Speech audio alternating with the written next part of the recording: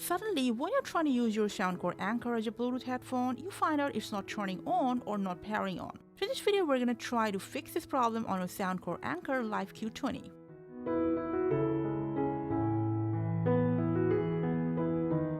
Now, if you're using aux cable with your headphone, make sure it's not connected. Because when you plug it in, your headphones automatically turns off and won't turn on until you disconnect the cable.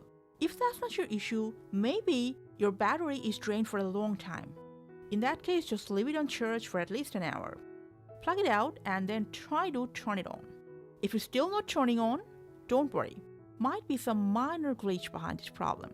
In that case, plug your headphone with its charger again, and then just press and hold this volume up and power button for 5 seconds till you see blue and red light flashing or blinking in this power button LED. Eventually, it'll stable in purple. By following this process, you've just resetted your headphones. After that, just plug it out and then try to turn it on. If there is no serious hardware issue, your headphones will definitely turn on after this.